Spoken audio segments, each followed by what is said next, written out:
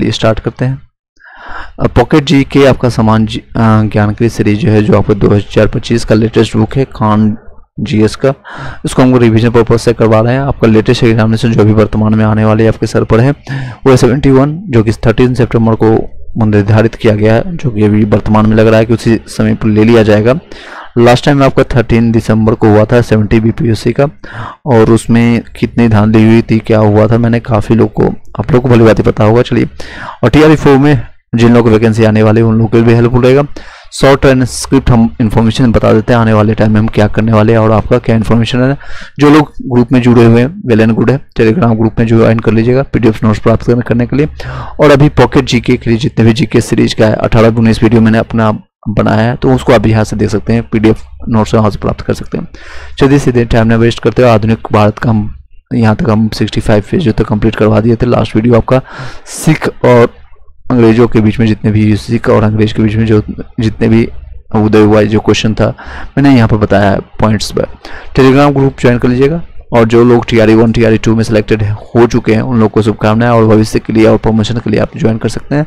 TRE4 में वही लोग बैठिएगा, खास के लिए मेरे यही है कि जो लोग पोस्टिंग नियर बाई चाहते हैं कि आपका नियर बाई डिस्ट्रिक्ट, जैसे मान लीजिए कोई पटना का है और आपको आसपास में लखीसराय या बेगूसराय या फिर आपको कहीं मिल जाए, नज़दीक हो या पटना ही मिल जाए तो और बेहतर है। अदरवाइज जहाँ है वहीं रहिए और बाकी लोगों को मौका दीजिए सिलेक्शन प्राप्त करने के लिए। चलिए सीधे टाइम ना वेस्ट करते हुए टॉपिक पर चलते हैं। कंपनी के अधीन जो है गवर्नर जनरल, बंगाल के गवर्नर जनरल रॉबर्ट क्लाइव थे, जो कि रॉबर्ट क्लाइव आपको रहते हैं 1757 से 1757 जो प्लासी जो होता है, प्लासी का युद्ध होता है, मैंने बताया भी था। उसके बाद आपका लेकर 60 तक रहते हैं, फिर वापस आते हैं दोबारा और ये 65 से 67 तक रहते हैं।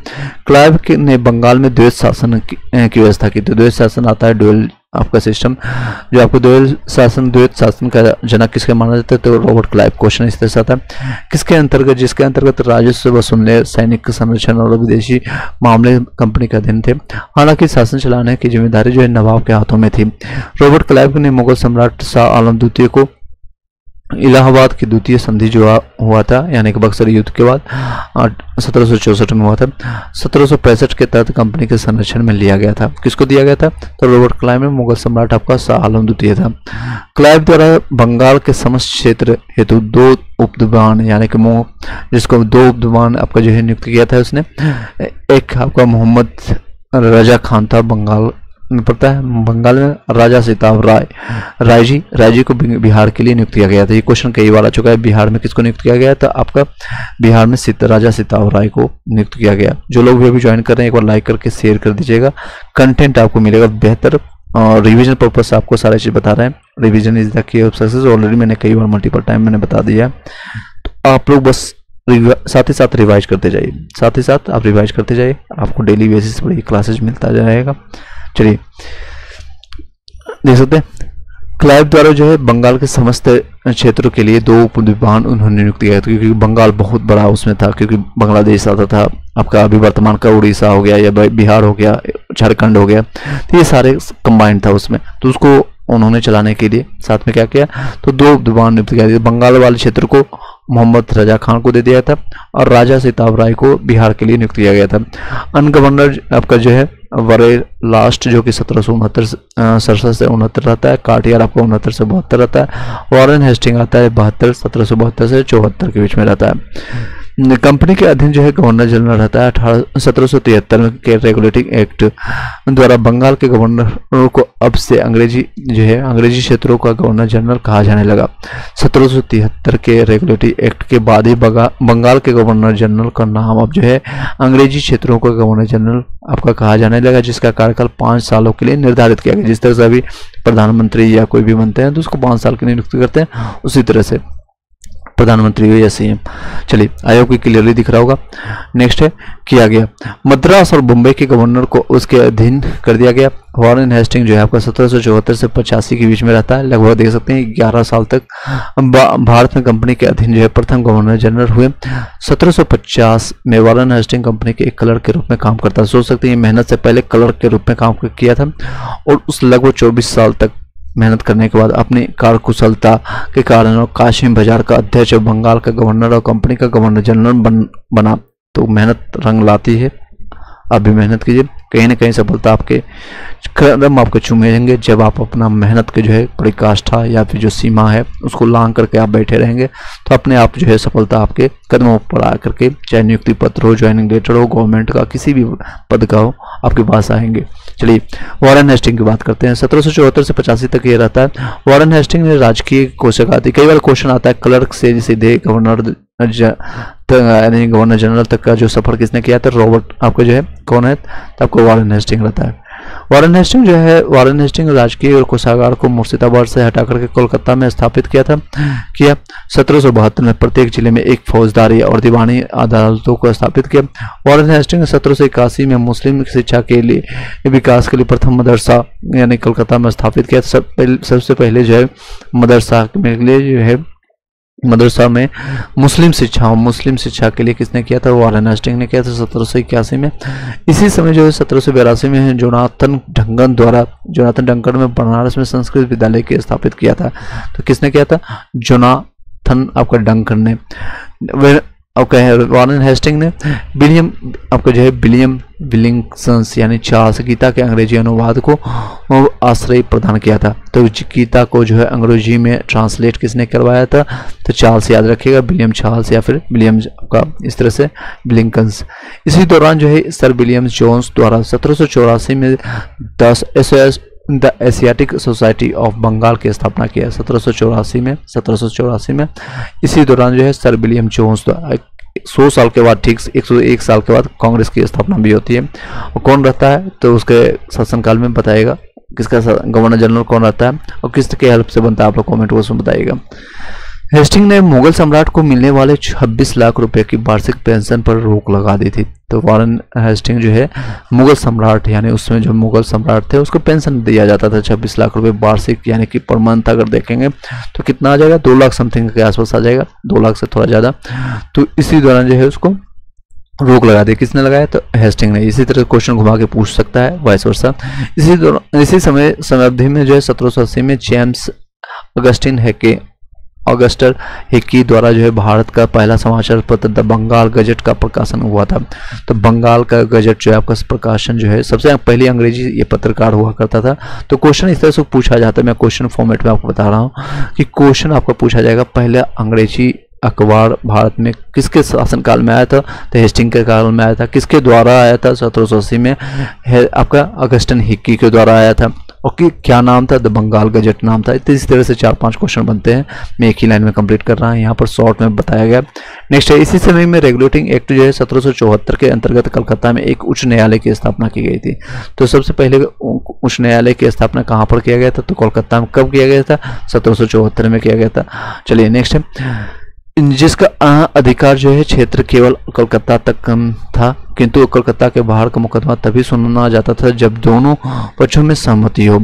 हेस्टिंग ने नंद कुमार यानी बंगाली ब्राह्मण पर झूठा आरोप लगा करके न्यायालय से सब फांसी की सजा दिलवा दी थी। सोच सकते हैं, एक नंद कुमार ब्राह्मण है जो कि अपना काम कर रहे थे, झूठा आरोप लगा करके उसमें फांसी तक का सजा दिया था। तो इस तरह से ये अपने बस ये जितने भी न्यायालय हो या कोठी हो या फिर फौज हो, ये अपनी सुरक्षा के लिए बनाते थे। अंग्रेज क्या करते थे, अपनी सुरक्षा के लिए बनाते थे।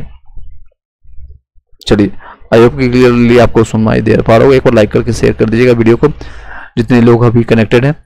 चलिए, या फिर सेव कर लीजिएगा, बाद में आपको जो भी प्लेलिस्ट मैंने बता रहा हूँ एक बार डाउनलोड कर लीजिएगा। डाउनलोड करके इसको रिवाइज करते जाइए। कई लोग जो है माता बहन है या फिर फ्रेंड है, दोस्त हैं, वो उसको रिवाइज करते रहते हैं। कोई भी काम करते, खाना बनाते समय या फिर ट्रैवलिंग करते हुए, मेट्रो, बस या फिर ट्रेन जाते समय में इसको रिवाइज करते जाएगा, सुनते जाएगा। चलिए, वॉरेन हेस्टिंग के समय में जो है प्रथम आंग्ल मराठा युद्ध हुआ था 1775 से 1782 एवं द्वितीय आंग्ल मैसूरी युद्ध 1780 से 84 लड़े गए थे। फिर से बता रहे हैं, वॉरेन हेस्टिंग के समय में ही प्रथम आंग्ल मराठा युद्ध हुआ था। आंग्ल यानी कि अंग्रेज इसको कहते हैं, मराठा युद्ध हुआ था अंग्रेजों और मराठों के बीच में 1775 से 82 के बीच में हुआ था।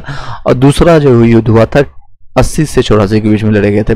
प्रथम आंग्ल मराठा युद्ध जो है सलवाई की संधि में कंप्लीट हुआ, यानी खत्म हुआ था, और दूसरी आंग्ल मैसूर युद्ध जो है मंगलोर की संधि में 1784 के दौरान समाप्त हुई थी। इसी समय में जो है बोर्ड ऑफ रेवेन्यू की स्थापना हुई थी। बोर्ड ऑफ रेवेन्यू थी, तो वॉरेन हेस्टिंग का ये जितने भी कार्यकाल है इससे संबंधित आपको दोबारा विभाजित कर देता हूँ। फौजदारी हो गई, दीवानी हो गया। 81 में आपको जो है जोनाथन डंकल में आपको संस्कृत विद्यालय की स्थापना किया गया था, और मुस्लिम शिक्षा के लिए हेल्प किया था किसने, तो मदरसा का स्टाफ किया था वॉरेन हेस्टिंग के 1781 में। 82 में जोनाथन डंकल की हेल्प से संस्कृत विद्यालय कहाँ पर बनाया था, तो आपको बनारस में बनाया गया था। वॉरेन हेस्टिंग विलियम्स जॉर्ज, जिसको जो है गीता का अनुवाद इसी के शासनकाल में हुआ था, जिसका विलियम चार्ल्स के द्वारा करवाया गया था। यही की चलिए नेक्स्ट है। इसी समय जो है सर विलियम जोन्स जो है 1784 में the Asiatic society of Bengal, एक एशियाटिक सोसाइटी जो हम बताएंगे आने वाले समय में 100 साल के बाद घटना होगी, 1884 के आसपास में होगा। चलिए नेक्स्ट है, हेस्टिंग ने मुगल सम्राट को जो है मिलने वाली 26 लाख रुपए वार्षिक पेंशन वो भी बंद कर दिया, तो रोक लगा दी थी। और 1780 में जेम्स हेग की जो है पहला समाचार पत्र जो है अंग्रेजी में द बंगाल गजट प्रकाशित किया था इसी शासनकाल में। 1774 में के अंतर्गत रेगुलेटरी एक्ट आया था, जिसने कलकत्ता में उच्च न्यायालय की स्थापना किया। तो पहला जो है झूठा आरोप लगा करके फांसी चढ़ाने वाले कौन थे, कौन ब्राह्मण थे, तो बंगाली ब्राह्मण थे नंद कुमार। ये क्वेश्चन कई बार आ चुका है बीपीएससी में कई जगह एग्जाम से। वॉरेन हेस्टिंग के समय में जो है प्रथम आंग्ल जो है मराठा यानी अंग्रेज और मराठा के बीच में युद्ध कब हुआ था, तो 75 से 82 के बीच में हुआ था।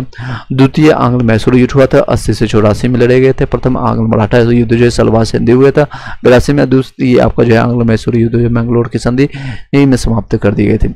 चलिए नेक्स्ट है, आप चलते हैं 1784 की पिट्स इंडिया एक्ट कैसे हुआ था। 1784 पिट्स इंडिया एक्ट के विरोध में इस्तीफा देकर के वॉरेन हेस्टिंग फरवरी 1785 में जब इंग्लैंड पहुंचा तो उस पर बर्फ द्वारा महाभियोग लगाया गया, किंतु 1795 में इसे आरोपों से मुक्त कर दिया गया। चलिए नेक्स्ट चलते हैं, सर जॉन यहाँ तक किसी को डाउट है, कोई क्वेश्चन है तो पूछ सकते हैं। शॉर्ट वीडियो आपको बताना है ताकि आपको समझ आ सके। क्वेश्चन को बताना या फिर धड़ल्ले से पढ़ना मेरा मकसद नहीं है, बल्कि आपके मन मस्तिष्क में छपना जरूरी है ताकि आपके एग्जामिनेशन तक पहुंच सके। उसके बाद ज्वाइनिंग लेटर लेने के बाद इसकी कोई वैल्यू है या नहीं है।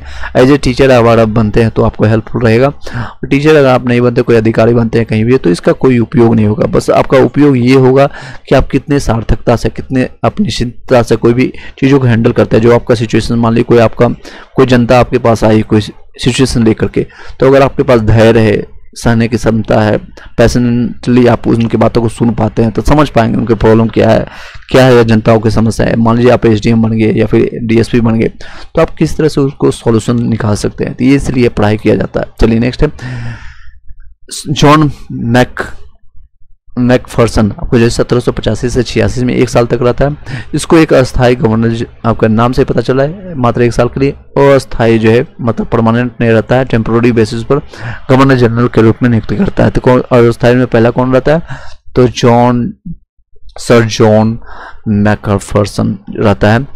नेक्स्ट है लॉर्ड कॉर्नवालिस, इसका नाम आता है बहुत, इसका काल रहता है। लॉर्ड कॉर्नवालिस जो है 1786 से 93 के बीच में रहता है, 7 साल देख सकते हैं यहाँ पर रहता है। उसका फिर 1805 में आता है और यहाँ पे मृत्यु भी हो जाती है।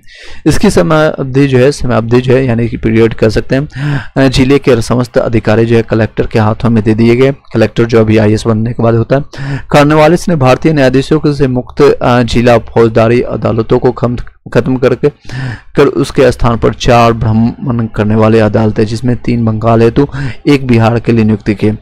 4 इसने बनाया था। कितने बनाया था? 4 अब इसने बनाया था। फिर से बता दें, कॉर्नवालिस ने भारतीय न्यायाधीशों से युक्त जिला फौजदारी अदालतों को खत्म करके उसके स्थान पर 4 भ्रमण करने वाली अदालतें यानी ट्रेवलिंग, एक यहाँ पर 3 है जो बंगाल में, क्योंकि बंगाल के क्षेत्र ज़्यादा था, और 1 बिहार में नियुक्त किए थे।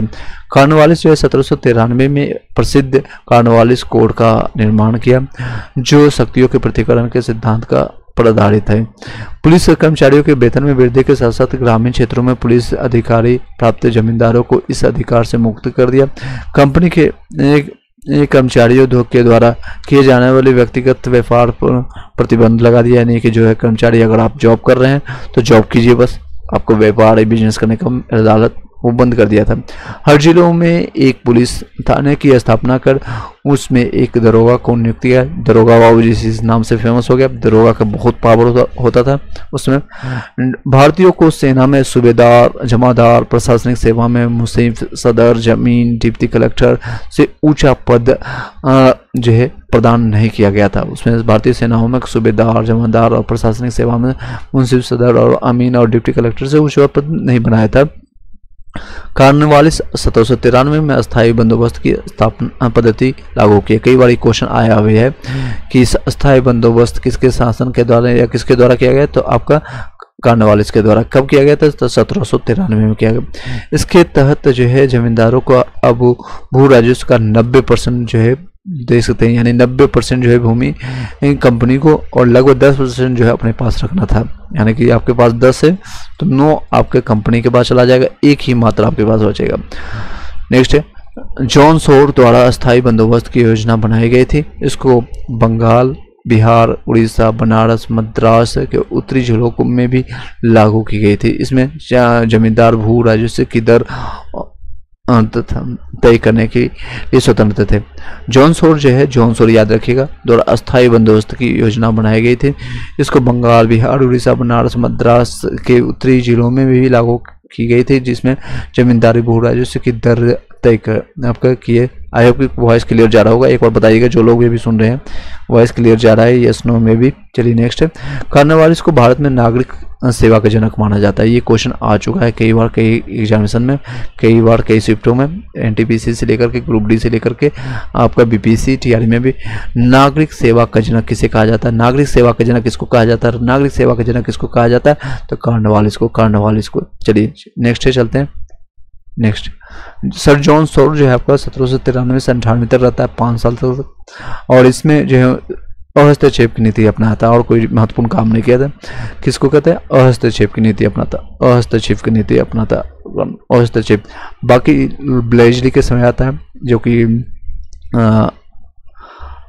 इम्पोर्टेंट रहता है। इसमें भी बंगाल का शहर इसको कहते हैं। कई चीज़ें आने वाले टाइम में हम एक एक चीज़ें गवर्नर का है पार्ट बाय पार्ट हम कंप्लीट करवाएंगे। इस वीडियो को यहीं पे शॉर्ट रखते हैं, कंप्लीट करते हैं। कोई